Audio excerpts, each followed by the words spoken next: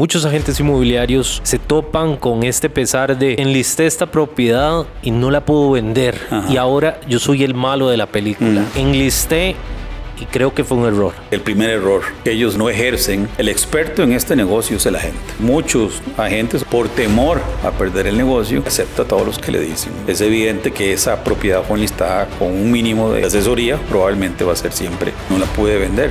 El día de hoy estoy con Fajardo Broker. Te traje acá específicamente porque vos sos una persona que tiene mucho conocimiento y además sos muy directo en decir las cosas. Tienes muchas historias que compartir. ¿Desde hace cuánto te dedicas a los bienes raíces? Contame un poco tu experiencia en eso. En bienes raíces podemos ir sumando casi los 30 años.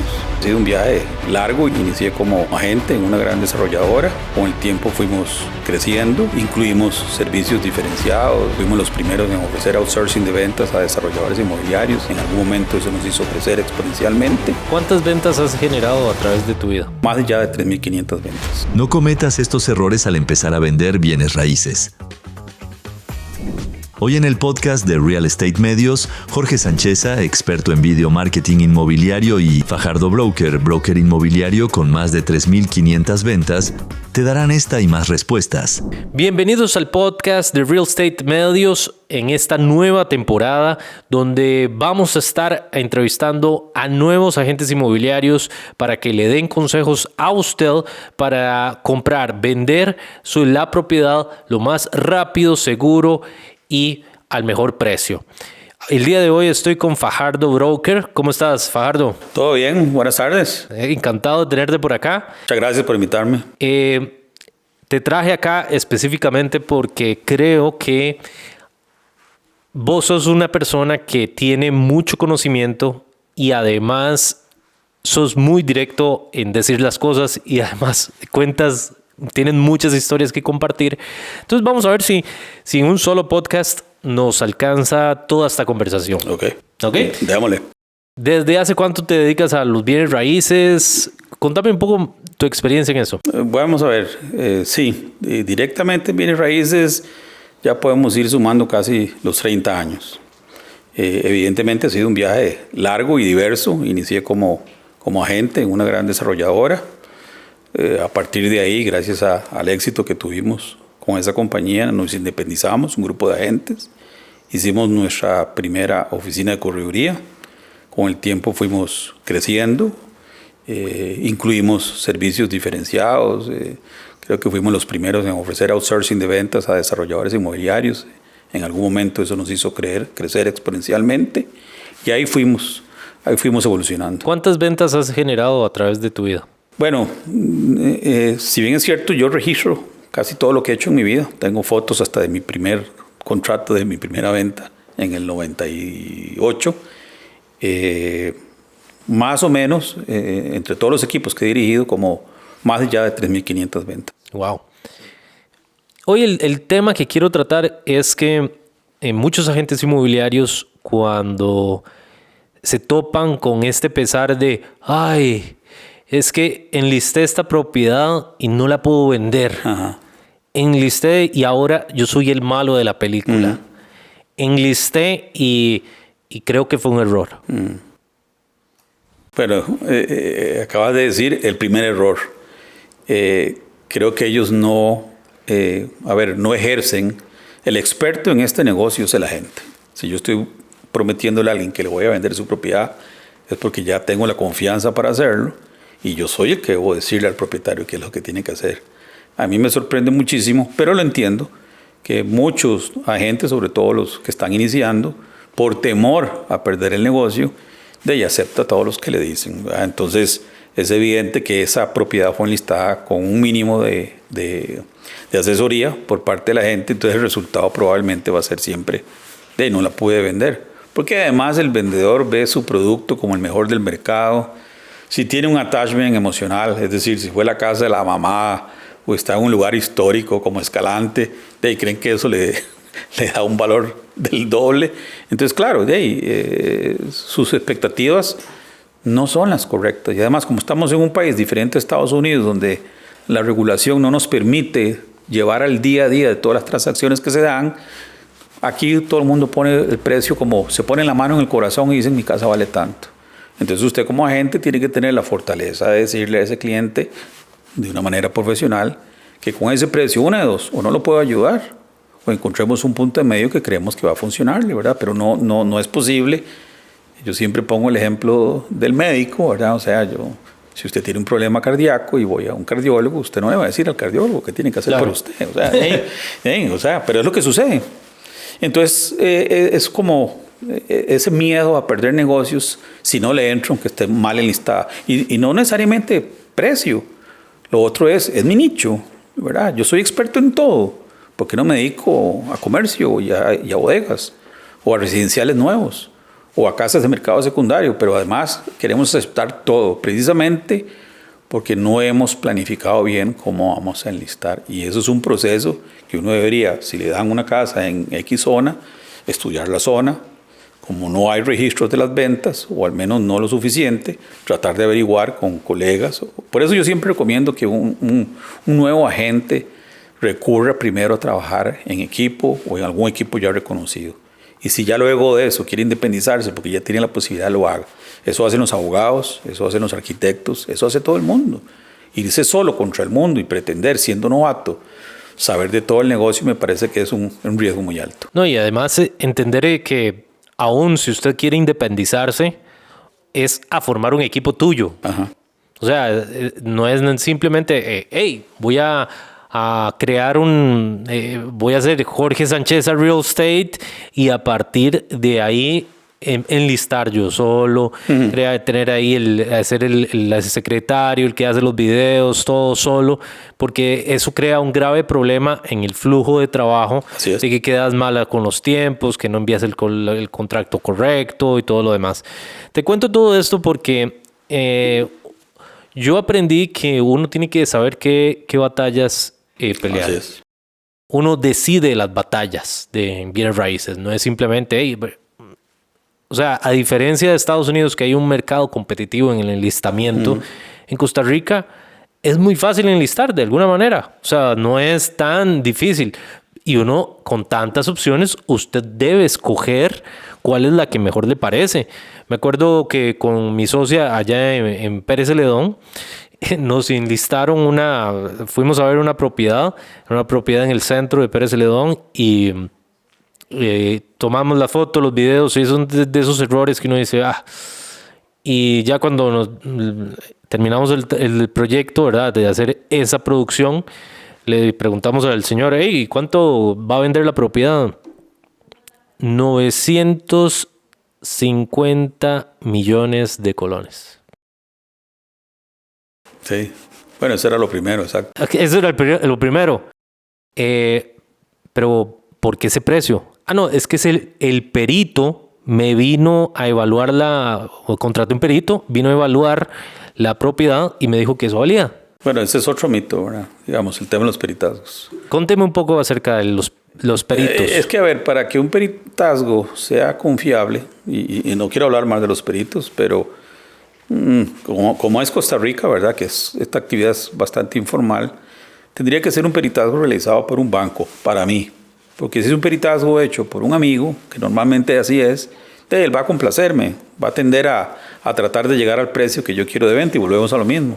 Si el dueño de la propiedad no es el experto, entonces ¿cómo van a poner el precio así? En cambio, un banco, como tiene que cuidarse, ¿verdad? Porque esa propiedad va a ser una futura garantía, ellos no se van a exceder en el precio, ¿verdad? Entonces, a mí cuando el cliente me dice, es que ya tengo un peritazgo que me hizo mi primo, digo, oye, ya va a costar bastante convencer a este cliente porque voy a tener que decirle que ese peritazgo en todo caso no me sirve de mucho. En cambio, si es bancario, ya sea porque ella lo utilizó la propiedad para alguna hipoteca pasada o algo, ya ahí tenemos un punto de partida que el banco no se puede quitar. Claro. Porque ese fue un peritazgo serio y hecho por una razón específica, ¿verdad? Entonces aquí sí se da mucho eso. Hay gente que dice, yo no les quiero quitar trabajo, pero hay peritos ofreciendo hacer avalúos de propiedades, pero desgraciadamente todavía no me he topado porque volvemos a lo mismo.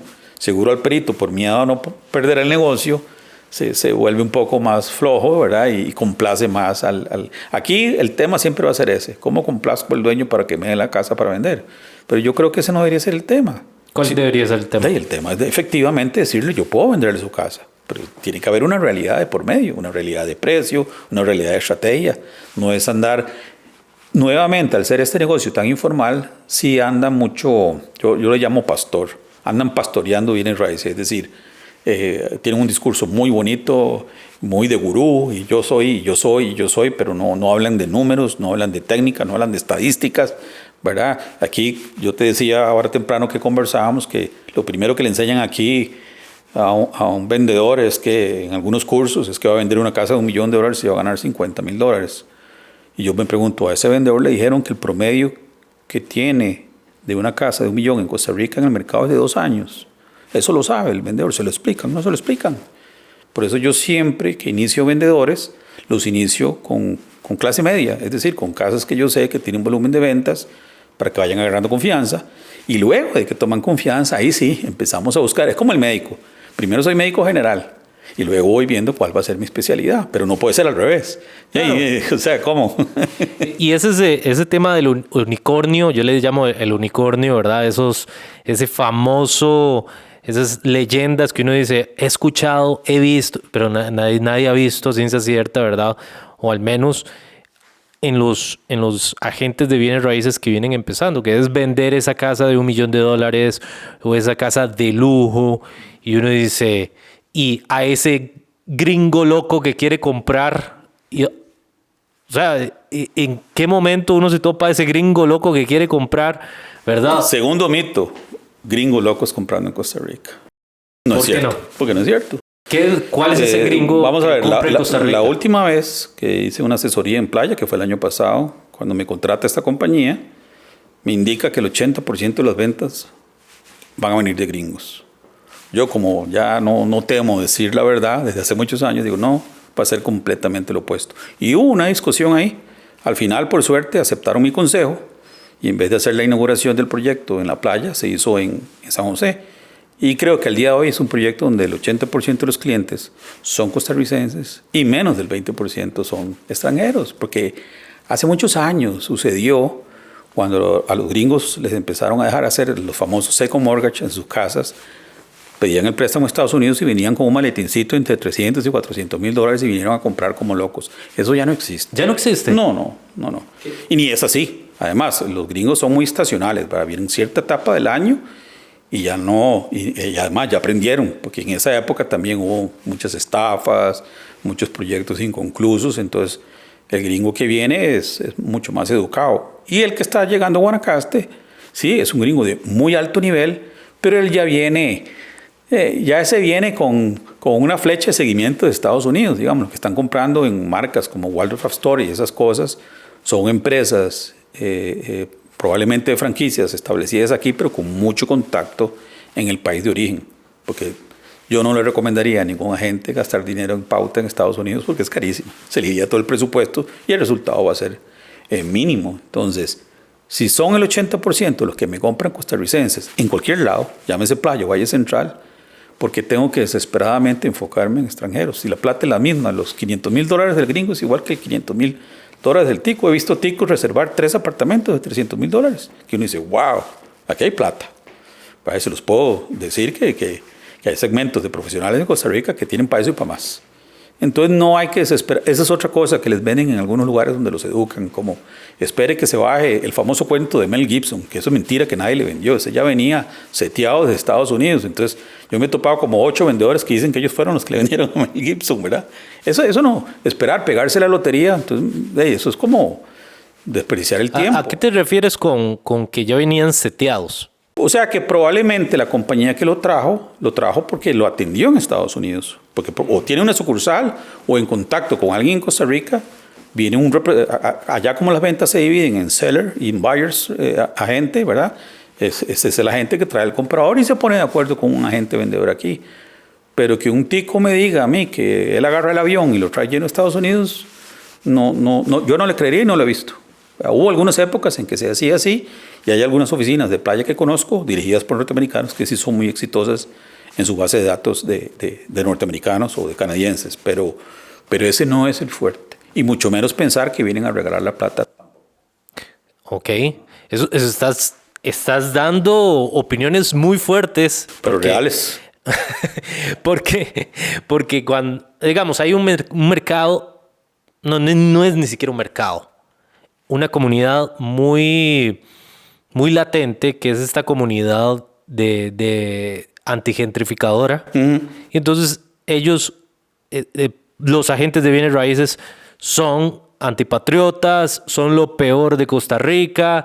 Entonces, cuando se echa un discurso así de que, hey, o sea, somos los mismos costarricenses los que estamos comprando las propiedades, a pesar de que tal vez estén promocionando en algunas ocasiones en inglés, que para mí Costa Rica comenzó a enseñar inglés desde los primeros comercios de exportación de café hace 1800 y pico. Eso quiere decir que Costa Rica ha hecho una fuerte inversión en la educación para que seamos bilingües. Entonces, eso de que Costa Rica se habla puro español y... No, Costa Rica ya es un mercado...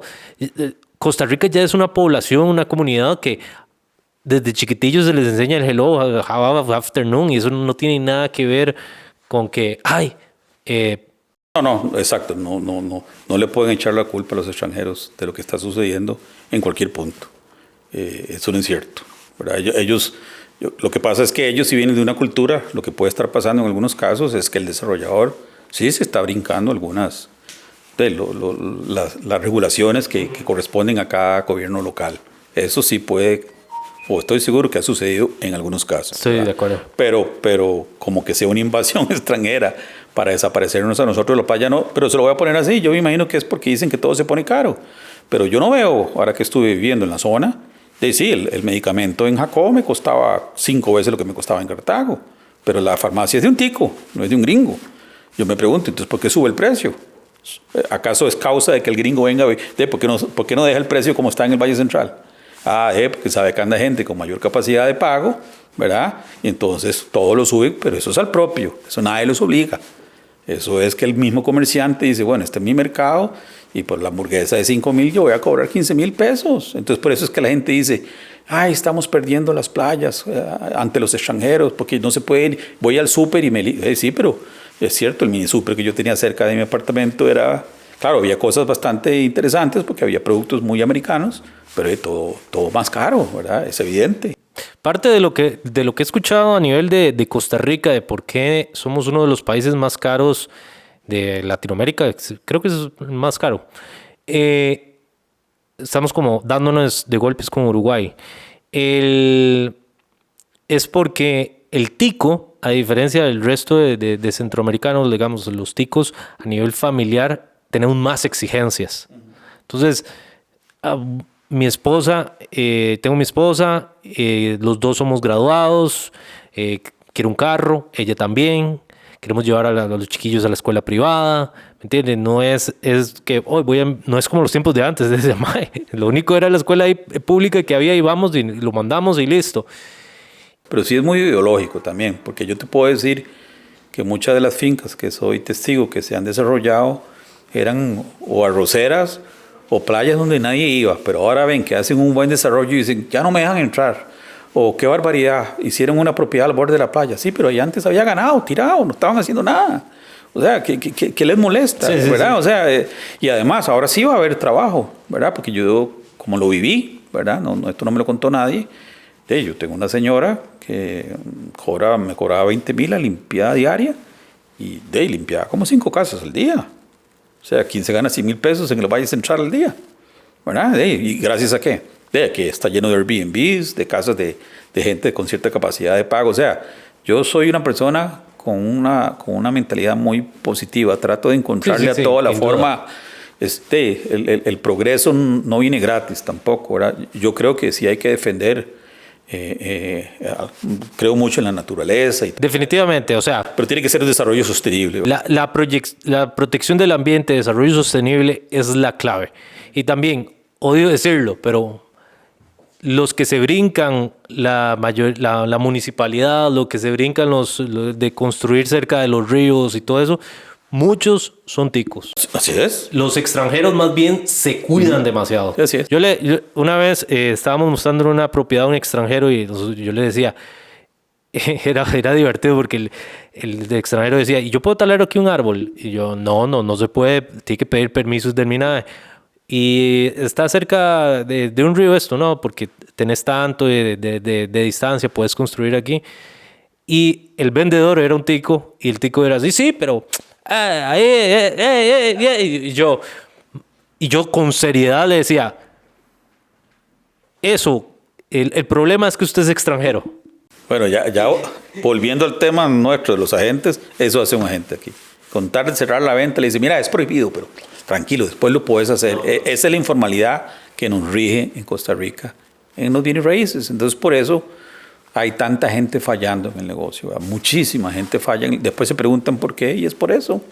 Porque si para cerrar una venta tiene que mediar el engaño, te puede funcionar una o dos veces, pero rapidito ya después quedas fuera del mercado. ¿Verdad? Yo no estoy diciendo que uno no deba ponerle emoción a una venta, porque uno tiene que describirle el sueño al comprador, pero esa emoción tiene que ir acorde con la realidad. Y cuando uno ya domina cierta información, se le hace más fácil. Volvemos a lo mismo, cuando un corredor es nuevo, un agente, porque no es corredor, un agente de ventas inmobiliarias es nuevo, precisamente al ser nuevo no tiene información. Entonces el discurso es difícil para él. ¿Cómo convenzo a esta persona para vender? Y además no tiene mentor, no tiene quien le ayude. Entonces él empieza a inventar lo que se le vaya ocurriendo él, porque tiene que sobrevivir, ¿verdad? En cambio, si estuviera bien acompañado, es probable que ese mentor, que va a estar a la par de él en ese momento que está atendiendo al cliente, lo va corrigiendo. Y eso es mucho más rápido que sentarse a ver 4 meses videos y charlas que no te van a ayudar mucho, sino que en la práctica, con un mentor adecuado, pues vas a poder salir adelante y aprender rapidísimo, porque yo aprendo haciendo. ¿Cómo aprendió usted a manejar carro? Definitivamente es haciendo. ¿O un libro o manejando? No, y lo aplico.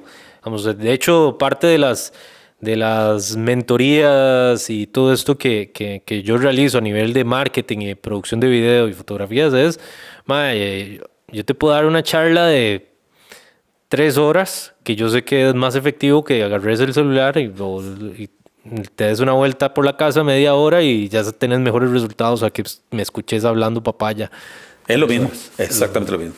Entonces es sumamente importante el acompañamiento en todo este proceso y creo que eso es lo que nosotros que hemos estado llevando estas mentorías con vos, en pocas semanas he visto el cambio de comportamiento, de pensamiento, de cómo debemos gestionar y seleccionar las propiedades y el tema de ventas. Para que se le vaya, ¿qué preguntas hacer? Porque al final yo creo que si usted no solo sistematiza, que eso es como la segunda parte, sino registra todo lo que usted tiene que hacer, cómo hacer la primera llamada, hay un guioncito, plum, hago estas preguntas, ya va por buen camino. Así es. Pero el tema es que uno va adivinando en el camino de... Porque ese es modo supervivencia. Entonces, así es como... No es crítica. Así empezamos muchos y probablemente no, así empecé yo también. Si yo hubiera tenido una guía diferente en mi vida, tal vez no me hubiera tomado tantos años lograr el éxito que logré. Pero todo lo aprendí con golpes y fuertes, ¿verdad? Entonces, la idea de un nuevo vendedor, de acercarse a un mentor, es que el plazo en conseguir sus metas sea muchísimo menor. Que vean al mentor como un atajo y no como alguien con el que hay que pagarle o compartir una comisión, porque eso es tener la mente muy estrecha. O sea, a mí me da risa cuando los vendedores hablan de dejarse el 100% de la comisión. La primera pregunta que hay que hacerles es: ¿el 100% de cuánto? Y no venden nada. ¿No prefieren mejor el 50% de un volumen? Mire, yo cuando más gané como agente, ni siquiera era corredor todavía, en mi vida, me pagaban el 20% de la comisión.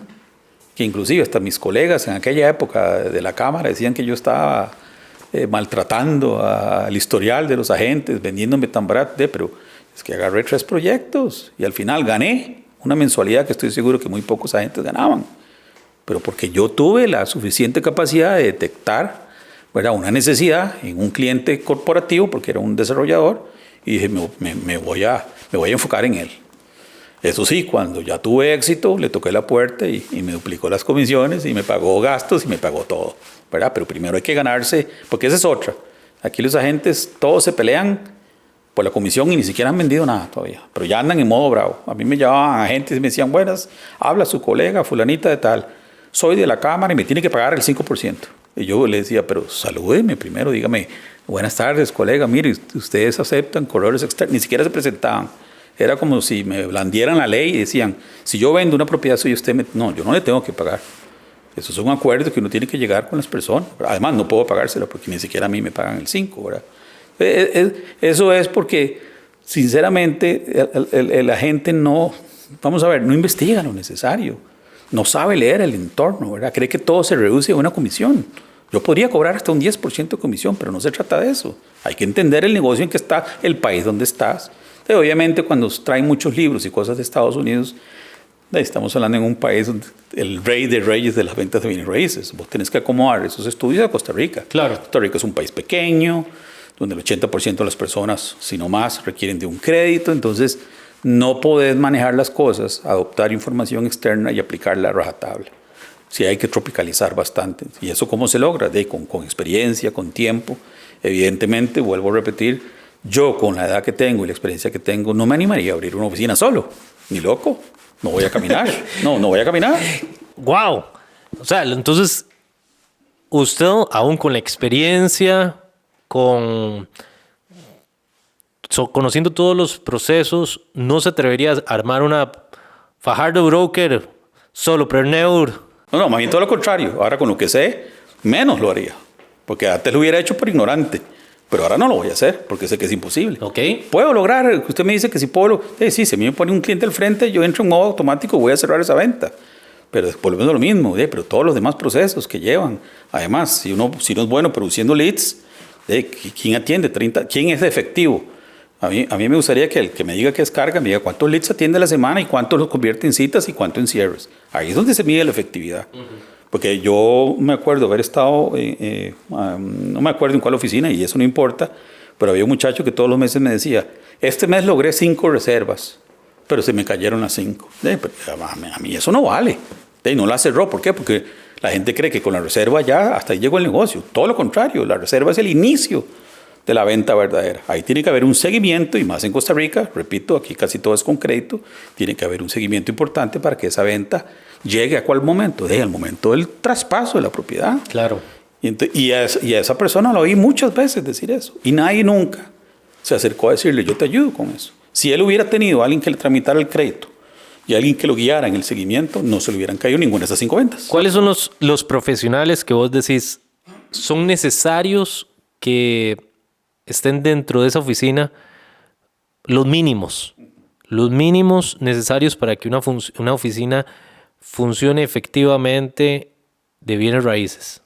Digamos, no importa nuevos o expertos, si yo quiero iniciar en el negocio de bienes raíces, debería buscarme un grupo de personas con las mismas intenciones, si soy nuevo, para por lo menos tener alguien que lidere la parte de ventas, alguien que lidere la parte de listings, alguien que lidere la parte de las transacciones, es decir, que esté detrás de todo el tema de transaccional, que eso incluye contratos, puede ser de momento la parte del crédito, y alguien que sea, en Estados Unidos el agente interno es muy usado, aquí no, ya de por sí asistente administrativa o secretaria, eso ya pasó a la historia, eso no existe, sino una persona que le dé seguimiento a las actividades de todos. Ese es el agente interno, es como agente de oficina, que si yo no revisé bien el CRM hoy, él lo revisó y me recuerda que no lo revisé, aunque ya definitivamente, ya con inteligencia artificial, eso se puede hacer automáticamente. Ya hay CRMs que me llaman y me dicen, Jorge, acuérdate que hoy tienes que llamar a fulanito de tal. Y si no lo llamo, el CRM lo llama. O sea, para mí ese es otro tema, ese es otro tema, pero la inteligencia artificial va a suplir algunos de esos, pero como mínimo yo diría que esas áreas tienen que estar cubiertas, porque entonces uno se hace responsable por ver la calidad de los listings que estamos hablando. ¿Y el setter? Bueno, el setter es una división de la parte de ventas. Digamos, dentro de la parte de ventas yo podría tener setters y closers, que es la moda ahora. Gente consiguiendo citas, ¿verdad? Y gente haciendo los cierres. Inclusive puedo agregar el famoso microinfluencer, que está muy de moda, no el mega influencer, el micro, que es el que hace anuncios en TikTok, consigue los contactos. Él debería ser el setter al mismo tiempo, pues si no lo quiere ser, se le pasa al setter y el setter al closer. La venta sí se está, digamos que, innovando todavía mucho más que el tema de listings. Ha avanzado más porque evidentemente estos jóvenes de ahora que tienen tanta originalidad, presentan muy bien las propiedades, ¿verdad? Se les da fácil el tema de los videos, es su ambiente natural, y luego entra en un proceso de diseño que pasa al setter y pasa al closer. El closer es el que le encanta cerrar.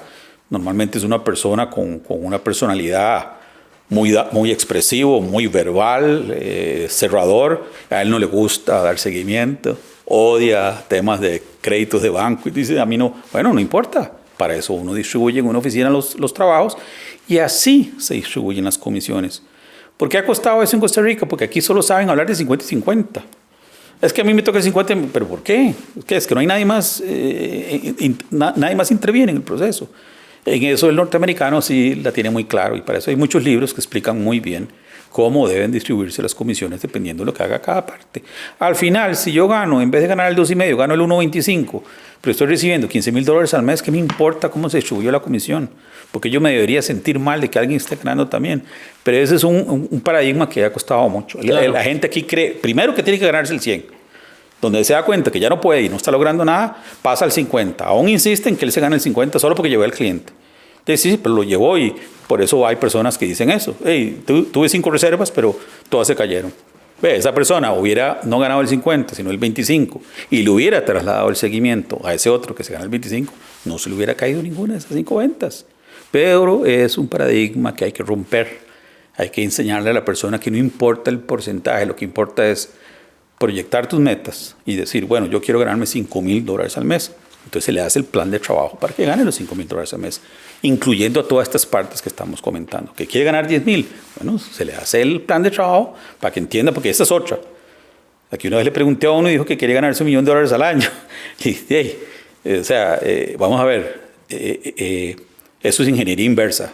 Yo puedo hacerte un plan de trabajo basado en lo que quieres ganar, pero probablemente entre más aumentes el monto, si es inicialmente vas a tener que trabajar, no como dice la gente, voy a dejar de trabajar para tal compañía porque me voy a meter a bienes raíces para trabajar menos. Yo lo que le diré a esa persona, mejor siga con su trabajo, porque usted va a trabajar el triple, por lo menos al inicio, como cualquier negocio. Ese es otro mito. Voy a trabajar en bienes raíces porque casi que no tengo que hacer nada. Y yo que estaba en esto y sufrí al principio, no sufrí porque lo disfrutaba, pero no dormía. Y si me llamaba un cliente en San Carlos, me iba y yo andaba como loco porque también yo empecé sin conocer mucho, ¿verdad? Es un sacrificio grande, ¿verdad? Entonces, yo no conozco de por sí ningún negocio. Yo siempre le digo a la gente, vea, ¿por qué no compra biografías de gente exitosa? Para que vea lo que tuvo que hacer y lo que tuvo que pasar. Y así tal vez entienden mejor el negocio, porque eso parece como multinivel, ¿verdad? O sea, con $100 ganes $1,000,000 en un año. Eso no existe. Y me parece que mucha gente piensa que los bienes raíces es una gran posibilidad de ganarse la plata muy fácil. Sí. Y no es cierto. Ante un mercado de clase media, ¿verdad? Que ese es el que más genera las compras de bienes raíces en Costa Rica, el gestor de crédito creo que es una parte olvidada por muchas oficinas de bienes raíces. Así es. Digamos, no está esa persona nada más exclusivamente. O sea, como que yo sé que una persona que tenga todas esas habilidades es un vendedor maravilloso, pero sé que no todas las personas tienen todas las habilidades de una vez. Entonces, cuando yo mencione a una persona gestora de crédito que le ayude así, creo que es una pieza clave, fundamental y muy importante para la oficina. ¿Por qué se debe a eso? Bueno, precisamente porque el que normalmente logra los cierres, no digo que no existan, porque si hay que hacerlo uno lo hace, ¿verdad? Uno es un todólogo al principio, pero volvemos al mismo, sacrificarse eficiencia, ¿verdad? Entonces, eso quita bastante tiempo, porque inclusive el costarricense puede durar hasta un mes darte los papeles por el banco, aunque no lo creas. Y eso que ahora, gracias a Dios, ya ahora se permite hacer expedientes digitales, ¿verdad? Y te dicen, mira, es que mi compañía dura un mes en dar la boleta de salario. Y es cierto, algunas compañías se duran bastante. Entonces, si la gente tiene que estar vendiendo, pero también ya está preocupado por lo que vendió, porque además ya está haciendo números de la plata que le va a entrar, se desconcentra mucho. Ese es un punto. Otro es que no entienden que el que lleva a cargo los créditos no es hacer el expediente. Eso ya ahora se hace solo. Hacerlo no es el hecho, es hacerlo y tener los contactos suficientes en los diferentes bancos para ser bien atendido. Porque evidentemente si vamos a llevar un crédito a una ventanilla, es decir, al público en general, pues ayuda, pero no está resolviendo mucho, ¿verdad? La importancia de tener un agente de crédito es que probablemente, o como en la oficina de nosotros, tiene convenios con bancos donde tenemos tasas preferenciales por volumen. En algún momento llegamos a tener también tratos preferenciales, compra de tasa, etcétera. Eso solo se adquiere en un equipo, porque si vos sos solo vas a tener un volumen tan bajo. Y no es que sean, vamos a ver, no hay, un banco tiene derecho también a escoger con quién quiere trabajar. Obviamente va a preferir trabajar con alguien que yo un año le llevé a un banco, creo que fue el Banco Popular de Cartago, y nos dieron un premio un año, porque solo a ese banco le llevamos 80 créditos en un año. Entonces eso el banco dice, pues chica, qué productivo y además qué leal esta persona con nosotros. Eso tiene que generar algún beneficio, ¿verdad? No incorrecto, sino un beneficio de servicio, ¿verdad? Es recíproco, ¿verdad? Claro. Entonces, si vos no llegás a tener una oficina organizada donde ya te vean que tenés cierta cantidad de créditos y todo, nunca vas a obtener condiciones especiales. Entonces, para ir a una ventanilla, hacer fila como cualquier otro ser humano, pues lo único que le estás ahorrando tiempo, que vale la pena, pero no es el fin último, es al cliente de ir él, pero al fin y al cabo el valor de un agente de crédito es que tenga todos esos beneficios, no solo que le dé el seguimiento, sino además que tenga las condiciones esenciales para que tu oficina se vea diferenciada. Es decir, ¿por qué le compro a X oficina? Vieras que los créditos salen muy rápido, las condiciones que nos ofrecen, ni siquiera en el banco me las ofrecieron, porque a veces pasa eso. Habían clientes que nos decían, no, usted nos está engañando. Yo vengo del banco y me acaban de decir que la tasa es del 10 y usted me está ofreciendo la del 8. Y ellos tienen muchas tasas, pero yo le puedo asegurar que la tasa es esta porque es la que manejamos. Y a veces costaba, además, más de una vez tuve que llamar a la gerente y si usted me puede hacer un favor, llame al cliente y dígale que sí es cierto, que esta es la tasa. ¿Me explico? Cuando empezamos con lo del 100% también, fue un producto que sacó muy agresivo el Banco Popular y que se llamaba FEBI, y luego sacó otro que se llama FABI, donde se le financiaba el 100% a cierto tipo de casas, ¿verdad? De cierto valor y con ciertas condiciones para el comprador. Y la gente no creía al principio.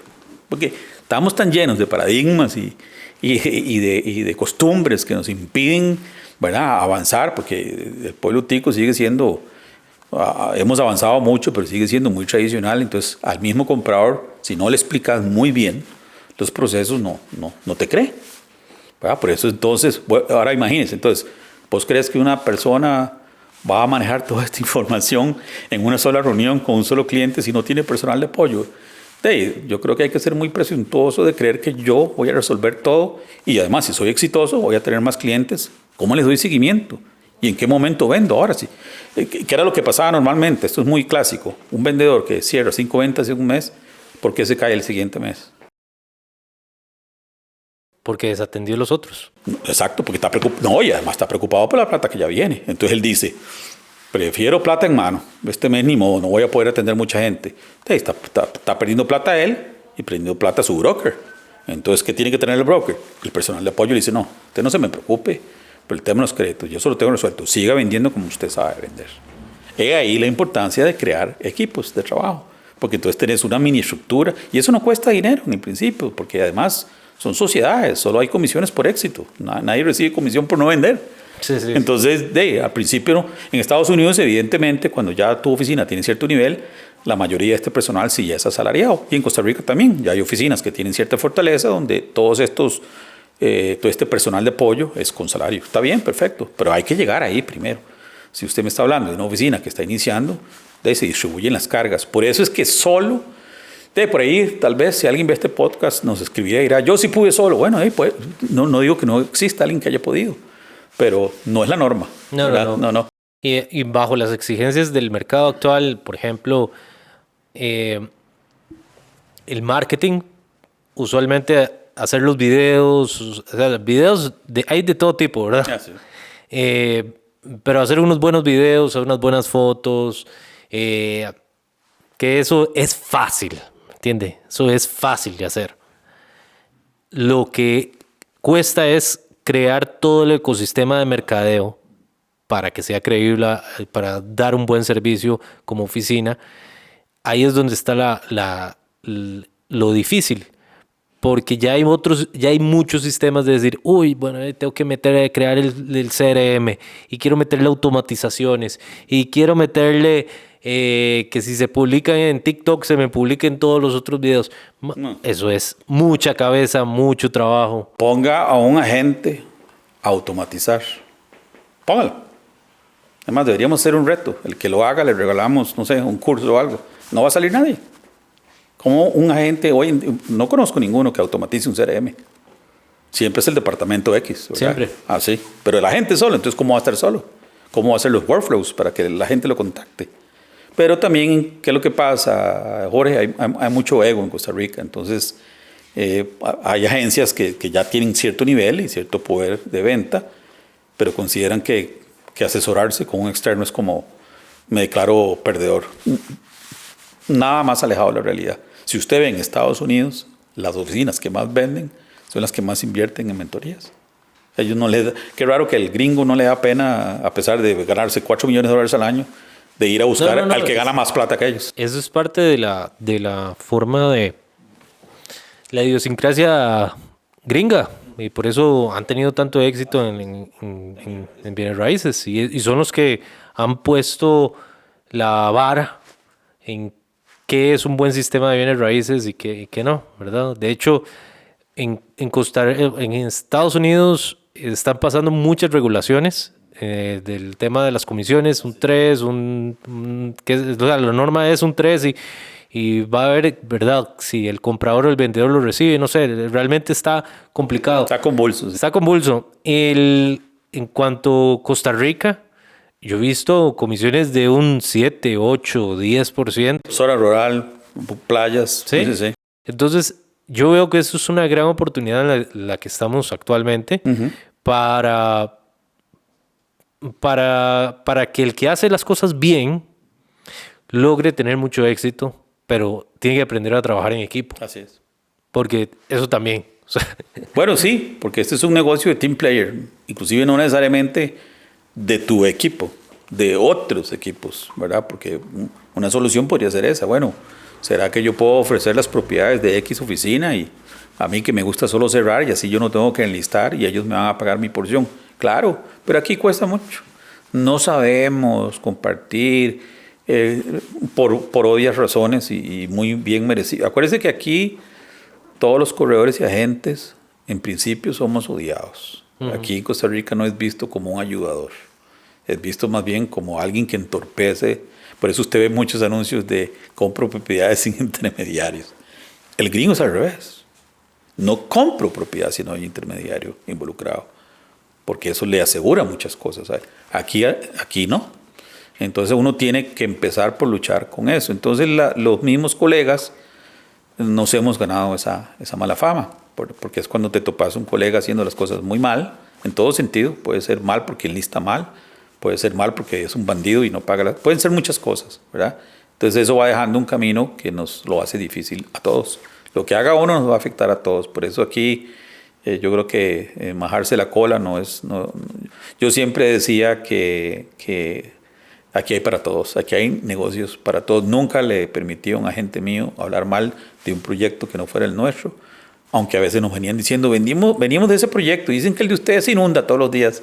Y entonces hay respuestas para no agredir al colega, pero sí para ser firme en que no es así, ¿verdad? Hay muchas formas de contestar eso.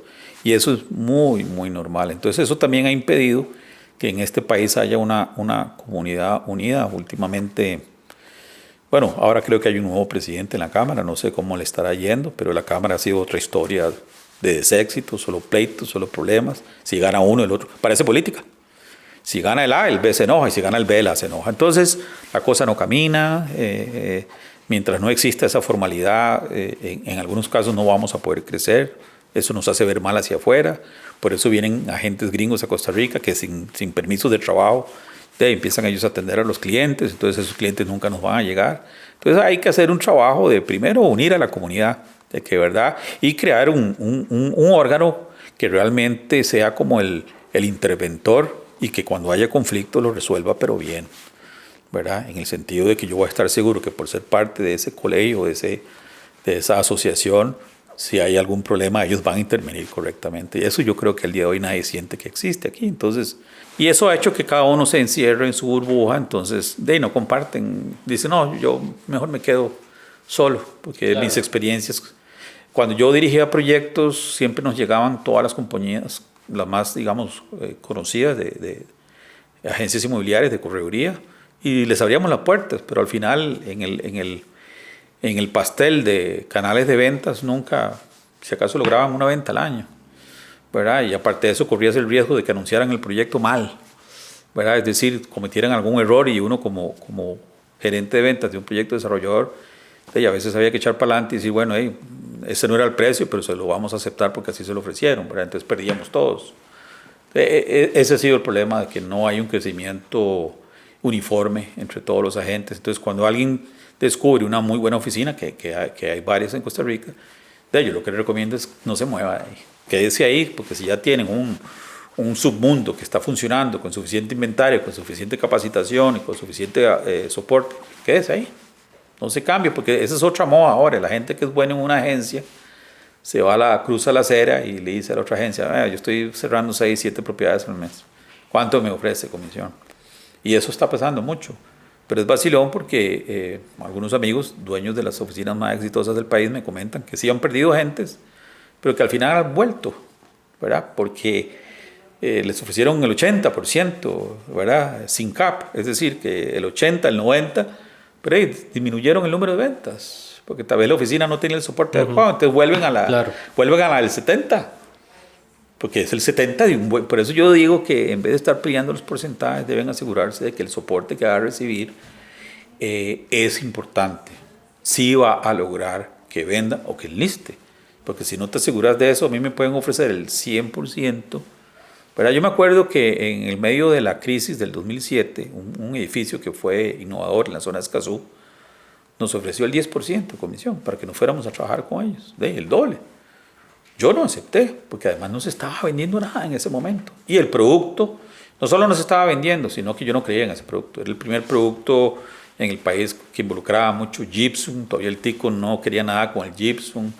Los apartamentos de un cuarto como en 300 y pico mil de dólares. Y yo dije, esa vara se va a pegar, dicho y hecho. Entonces ese 10% no era música para mis oídos.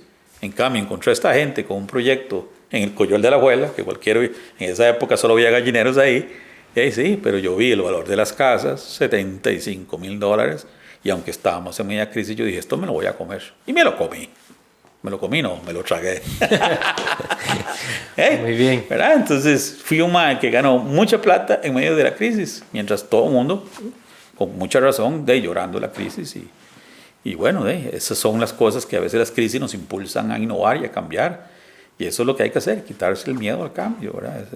Y borrar esos paradigmas que además provienen de fuentes no muy certeras, ¿verdad? Porque en esto habla mucha gente, pero que sea cierto lo que cuentan, ¿verdad? Yo te comentaba ahora que yo he guardado hasta bueno, no todos, pero muchos de los cheques y los contratos que recibí, porque si algún día alguien duda de lo que yo he hecho, yo le enseño lo que me ganaba, con mucho gusto, no tengo ningún problema, ¿verdad? Y los préstamos que me daban los bancos y todo. Entonces, eso no se lo hubieran dado a una persona que no tenía cierto flujo de caja, ¿verdad? Entonces, y eso no es para impresionar a nadie, eso es por lo menos para decir, bueno, encontramos un método que ni siquiera lo inventamos nosotros, fue adoptar lo que aprendimos y ponerlo en práctica y funciona, ¿verdad? En vez de estar con el discurso de invierta $100 y ganas $1 millón. Eso es puro multinivel, ¿verdad? Eso no va a funcionar, eso no es así, eso es engañar a la gente. Yo siempre en la primera entrevista les hablaba de todo lo feo que sucede en el negocio.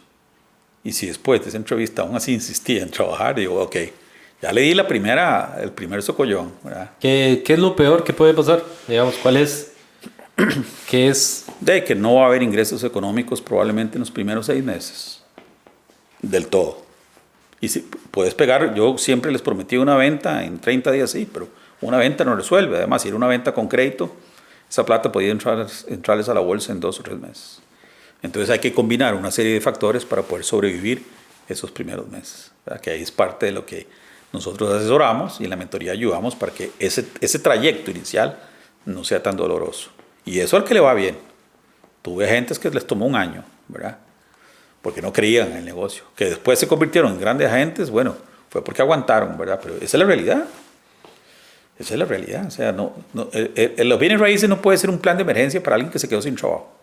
Eso es un gran error. Eso no es, si usted ocupa ya mañana $1 millón de pesos, no, mejor vaya a pedir brete, porque eso no funciona así, ¿verdad? O ahí es donde yo recomendaba mucho trabajar para desarrolladores inmobiliarios, de ahí hay salario base. ¿Cuál es el perfil de los agentes inmobiliarios nuevos que ingresan en el mercado en Costa Rica? El perfil típico es la persona que, como te comenté hace un rato, vamos a ver, tengo que decirlo de manera, usted sabe cómo soy yo hablando sin filtros, ¿verdad? Pero no, es la persona que quiere dejar de trabajar para una compañía, normalmente, o lo despidieron, cualquiera de las dos, porque ya se cansó, se agotó de un modelo de trabajar, ¿verdad? Que es tener jefe, ir de lunes a viernes. Eso es lo que la mayoría de personas es en bienes raíces. Y esa es la que menos debería entrar a bienes raíces. Porque si no tiene idea de lo que cuesta, no solo en bienes raíces, abrir un restaurante, abrir una tienda o abrir una oficina en bienes raíces, lo primero que tiene que capacitarse es de cómo emprender, ¿verdad? La vida cambió. El principio iba a ser trabajar el doble de lo que trabajaba cuando cuando era asalariado, ¿verdad? Porque así es, estás creando, estás construyendo. Cuando uno construye tiene que dedicarle muchísimo tiempo, ¿verdad? Y además sos el dueño, pero el empleado al mismo tiempo. Entonces, evidentemente, eso es durísimo. Entonces no vienen preparados y por eso todos los años yo vacilo que abren 500 personas se lanzan todos los años a hacer bienes raíces y renuncian 1000, el doble, ¿verdad? Porque nadie los prepara. Insisto, por eso lo mejor es o meterse en una agencia inmobiliaria o trabajar para un desarrollador inmobiliario que te resuelve en principio muchos de estos temas y bueno, un desarrollador inmobiliario te paga este salario base, entonces ya ahí te resuelve el gasto. Eso sí, el porcentaje de comisión va a andar entre un 0.5 y un 0.8. Que es lo normal. Algunos pagan hasta el 1%, no más de eso. Pero tenés volumen. Si vos investigas bien al desarrollador y un desarrollador que anda en cada proyecto de 5 o 10 unidades, pues haces tu numerito y dices, bueno, ahí me voy a defender. Esa es tu primera escuela. Cuando ya sentís que eso es un techo para vos, ahí es donde puedes tomar ya con tu buen carrito y tu plata ahorrada y todo, bueno, todavía ni siquiera solo, ¿va? Porque, insisto, ni yo me voy solo, sino voy a dar un paso a una agencia donde además ya me salgo de desarrolladora. O me convierto en gerente, ese sería el otro paso. Me salgo de desarrollador y voy a una agencia inmobiliaria donde ya voy a poder ganar por enlistar. Entonces ahí, ¿cómo duplico las ventas? Que ese es otro error. La gente cree que voy a duplicar las ventas trabajando más duro. No, el que es inteligente se va a una agencia inmobiliaria porque acuérdense que ahí voy a ganar ya plata, no solo por lo que yo vendo, que ya lo venía haciendo, sino por lo que yo enliste. Solo enlistando yo puedo duplicar mi salario. Muy interesante. Así es esa es la forma correcta, ¿verdad? No necesariamente, porque es muy fácil decir, bueno, si quiero más plata, en vez de vender 5, voy a vender 10 al mes. Sí, pero y enlistar no es nada más decirle sí a los dueños de las propiedades. ¿Qué propiedades definitivamente usted no recomienda para enlistar? Bueno, yo hago una pirámide de propiedades casi siempre cuando trato de explicar este tema. Trato de darles a entender qué es lo que más se vende, no por lo que yo diga, sino por lo que los mismos bancos o los mismos reportes que hacen algunas instituciones dan. Eso inclusive puedes ir hasta buscarlo en el reporte de permisos de construcción del Colegio de Arquitectos e Ingenieros. Hay mucha información al respecto. Entonces, evidentemente, partimos de casas clase media y lotes clase media, que va a ser siempre lo más vendido, y apartamentos clase media, y de ahí vamos para abajo, ¿verdad? Comercio e industria no es que no es bueno, es malo. Sí, la gente que se dedica a comercio e industria es muy especializada, porque yo no vendo una bodega o un lote comercial de 3 millones con un posteo de Facebook. Eso sí, no funciona así. Normalmente ahí es networking, es tu base de datos, porque los que compran esas propiedades o las empresas que compran esas propiedades son contadas con la mano. Entonces ahí tenés, digamos, cuando yo vendí muchas de esas propiedades, era porque tenía el contacto de Kentucky, de Taco Bell, de Burger King. Yo le vendí la sede a Nissan de Curridabat, ¿verdad? Que la propiedad la consiguió un amigo y yo fui el que cerré la venta con el que era el codueño en aquel momento de la Nissan. Y eso era por contactos. Eso no es un anuncito. Eso era saberle llegar a la gente. Y así es como funcionan las empresas especialistas en ese ramo. Claro, Costa Rica está llena de fincas. Por todo el país hay fincas y son muy bonitas, pero es lo que más cuesta, porque ahora el costarricense está comprando por inversión. Entonces, si yo me compro una finca ahora, rapidito tengo que ver cómo hago un par de Airbnbs, que son módulos pequeños. Hay módulos hasta 18 metros, ¿verdad? Y los pongo a trabajar. Pero tener la finca como solo para verla, yo no le haría esa recomendación a nadie, porque entonces lo que vas a hacer es gastar plata en vez de... ¿Por qué crees que en Costa Rica hay tantas personas con fincas? Porque es lo que el dueño te va a dar sí o sí para vender. No te dan, porque como es tan difícil vender, entonces es lo que te dan. Vos vas, te agarras esta semana y te vas, no sé, a la zona norte. Pero ¿cómo esas personas tuvieron esa finca? Es que la mayoría la heredaron, ¿verdad? Entonces la mayoría de personas han heredado fincas. Algunos, es como picos. Algunos venden muy barato y otros venden carísimo, porque no tienen ni la menor idea del valor de la propiedad que tienen, ¿verdad? Y eso es normal en la zona rural. Además, en la zona rural todavía siguen vendiendo por derechos, ¿verdad? Que yo les digo, no compren derechos, eso no sirve para nada. Madre, por Dios, es una copropiedad con 5 o 4 personas que ni siquiera conoces. O sea, pero ahí siguen cayendo algunos, ¿verdad? Entonces, ¿tiene agua? Sí, ahí tenemos un pozo y el pozo ni siquiera está denunciado, ¿verdad? Entonces, el problema de eso es que es un problema muy serio que hay en algunas zonas, es que las propiedades tienen... A ver, nadie anda estafando a nadie, pero han sido inscritas de manera irregular, tienen problemas de linderos, entonces hay que tener mucho más cuidado a la hora de escoger una propiedad de ese tipo. Si vos compras en un condominio, obviamente ya eso pasó por un proceso de revisión de todas las entidades y te asegura que hay agua, que hay luz, que hay esto, que hay reglamentos y todo, pero una propiedad cruda, el proceso simplemente es más largo para el asesor que lo enlista, para no llevarle problemas a sus clientes, porque eso pasa mucho, digamos, el vendedor enlista, tiene buen precio la propiedad y cuando se va a cerrar la transacción, esa es otra razón por la cual sale alguna sorpresa. Venta de casas con inquilinos. No me gusta, a menos que estén muy bien alquiladas, con un porcentaje de rendimiento que en casas permanentes es difícil encontrar. Ahora sí está mucho más de moda el alquiler temporal, ¿verdad? Eso habría que analizarlo. Y es fácil pedirle los registros para ver si es cierto. Pero una casa sola que a mí me la vendan alquilada tendría que estar muy bien alquilada y que además la propiedad sea de bajo riesgo. Es decir, que esté en un proyecto que yo sé que si me aburro la vendo rápido, para que no sea complicado. Yo eso solo lo haría en un condominio. En un residencial abierto tengo mis dudas porque me la pueden desmantelar completamente. ¿Y quién me vigila? Por lo menos en el condominio el guardia se va a asegurar, y particularmente los que se dedican a ese negocio, pues, piden el favor extra, por decirlo así, y vigíleme en la casa, si ve algún problema me llama. Entonces hay posibilidades de eso. Pero en una calle abierta o en un lugar desolado, te la desmantelan y ¿cómo te das cuenta? ¿Verdad? Para eso, si alguien quiere dedicarse a vivir de renta permanente, yo apuntaría a locales comerciales o a bodegas. Eso es menos tortuoso y si no pagan, el desahucio es diferente. Pero sacar a una persona que no quiere pagar, aunque ahora el proceso es más rápido, no. Por lo menos no es España. Sí, no hay ocupas. Terrible, man. Sí, terrible. España, eso es terrible. O sea, eso sí que es grave. Sí, perder la propiedad por un periodo de tiempo. Pero es que el gobierno es zurdo, ¿verdad? Entonces, no les hace nada.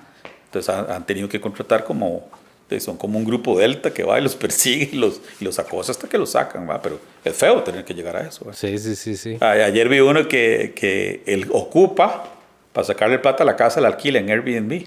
Entonces el team contratado para sacarlos la alquiló y el mae no sabía. Entonces se metieron a la casa. Cuando volvió el dueño le dijeron, no, ahora no te vamos a abrir, ocupa, lárgate de aquí, esta no es tu casa. Y se la aplicaron. Pero sí, es algo que ojalá nunca lo veamos en Costa Rica, pero... Sí, el tema de eso, nunca, tengo que ser sincero, alquileres me dediqué a comercio, yo conseguí alquileres para transnacionales, pero residencial no, ni es mi fuerte, ni tengo interés en ello. No. Y vender una casa, digamos, te dicen, quiero vender esta casa, pero hay unos inquilinos adentro. No, hoy lo niego. Y, bueno, siempre lo negué, nunca me gustó. El otro tema es que si estás vendiendo una casa alquilada, como que el inquilino no es muy colaborador, ¿verdad? Es un tema por dos razones. Uno puede ser porque ni le importa, no es su problema. Y otra puede ser que él esté interesado en dejarse la casa, ¿verdad? Entonces no va a colaborar a que se venda y te va a hablar mal del vecindario y todo. Inclusive mi recomendación ahí es, si usted lo contratan como agente, No le diga nada al dueño y hable primero con el inquilino. Le diga, ¿usted quiere comprar esta casa? Yo lo ayudo con el crédito. Y es una venta rápida y segura. Casi siempre ese es el caso. Pero eso nadie lo analiza, ¿verdad? Casas en residenciales buenos, pero viejos, que lo son en condominio. Casi siempre el comprador está a menos de 500 metros. Porque es alguien que vivió ahí, en la casa de mamá, pero como es un residencial viejo ya no hay venta. Y donde aparece una casa dicen, yo quiero vivir cerca. Y no. Siempre esos clientes de esas casas tan particulares en residenciales tal vez famosos, pero ya digamos que no tan modernos, van a estar muy cerca, porque hay gente que quiere vivir ahí, porque hay un attachment ahí personal muy importante. Entonces, hasta en eso uno tiene que ser estratégico. Bueno, algo que pasa mucho en Costa Rica es que aquí pocos agentes diseñan el buyer persona de cada propiedad, y lo que hacen en su anuncio, para que sea como un aguacero, a ver quién se pringa. En vez de decir, no, el agua se la voy a tirar solo al que sé o el más cercano de la persona que puede comprarme esta casa. Ese ejercicio, vea, le voy a decir algo, Jorge, es inclusive difícil, aunque usted tenga el dinero, contratar un especialista de un paid media specialist. Eso es dificilísimo. O sea, un encargado de posteos, del pago de los posteos y de la segmentación. ¿Es caro? Es caro, y en bienes raíces conozco poquísimos, ¿verdad? Entonces, imagínense, si para una persona que se especializa en segmentar la publicidad es difícil, ahora imagínense para un agente solo, que le dicen, haga su anuncio en Facebook, ponga 2 kilómetros alrededor y dele clic. Ojalá fueran así las ven. Y ni hablar de AdWords, todos le tienen pavor porque nadie le entra a eso. Los AdWords es donde yo, como oficina inmobiliaria, es donde yo digo, ahí está la oportunidad. Ahí es. Porque como cada 5 años, cada año muchos agentes se mueren, pero cada 5 años mueren más. Entonces, como el negocio se va muriendo cada 5 años, entonces no hay una proyección de AdWords a largo plazo. Entonces, nosotros llevamos 1 año y ya llevamos 1/10 parte de AdWords de la agencia más grande y posicionada en bienes raíces en Costa Rica. ¿Qué significa eso? Que nosotros le metemos 10 veces más el presupuesto a eso, que no ha sido alto tampoco, o le aumento la cantidad o espero 10 años y ya le gano. Pero eso es absurdo, ¿entiende? A una agencia que ya lleva muchísimo tiempo. Y que ya además está posicionada orgánicamente, sí. Además, ya. Entonces, los AdWords es poderoso, el posicionamiento de Google es poderoso, principalmente porque en los próximos 2 años el Google que conocemos hoy va a desaparecer, no va a ser el mismo. Ese tema de las páginas recomendadas y todo va a cambiar, va a ser como ChatGPT. Bueno, ya la compiten todos, ahora es Search Everywhere. ¿Sí? Search Everywhere. ChatGPT va a ser como un ChatGPT. Entonces, ¿cómo yo hago para que ChatGPT me recomiende? Esa es la pregunta que se tienen que hacer los agentes inmobiliarios. ¿Cómo hago yo para que ChatGPT diga, el mejor agente de bienes raíces que da los mejores créditos más fáciles es Fajardo Broker? Ahí está el secreto. Ahí está el secreto. Así es. No, y a ver, ni siquiera preguntemos quiénes ya están usándolo, ¿verdad? Porque aparte de desarrolladoras, probablemente alguna agencia, pero agentes independientes, no creo que estén usando nada con inteligencia artificial. Y eso me duele porque como la gente nunca piensa que las cosas se van a dar, ¿verdad? Decían que Uber lo iban a sacar de todos los países, decían que Airbnb lo iban a... Esos cambios no los detiene nadie. Estamos en un cambio industrial importante, porque ya la inteligencia artificial está tomando control de un sinnúmero de actividades. Entonces, lo peor que te puedes hacer es ponerte a pelear en contra de lo que tenés. Pero no crean que eso va a hacer desaparecer a la gente.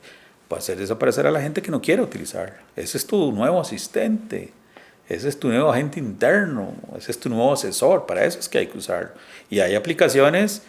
Bueno, para todos los rubros de bienes raíces, pero volvemos a lo mismo. Si tu mente está centrada en cómo sobrevivir porque estás solo en el negocio, ¿cuándo vas a sacar tiempo para estudiar todo esto? En cambio, si estás en un equipo que probablemente te la proporcione y además vas a ir aprendiendo, vuelvo a decirlo, el día que decidas crear tu propio equipo, ya vas a tener un camino adelantado, es decir, no te va a costar tanto. Pero ahora la innovación nos da más, para mí es más fácil hoy en día que antes, si lo sabes utilizar. Porque si querés hacerlo old school, o sea, lo vas a hacer fácil, pero no vas a tener éxito en nada. Y así veo algunas agencias insistiendo en metodologías bueno, las agencias en Estados Unidos, ya que estábamos hablando de bienes raíces, las que no están innovando se están quedando, ¿verdad? Se están quedando en producción, porque yo hago trading, entonces veo mucho el precio de las acciones y todo eso. Entonces, si las acciones están cayendo es porque los reportes trimestrales que están haciendo esas compañías no son buenos. Claro.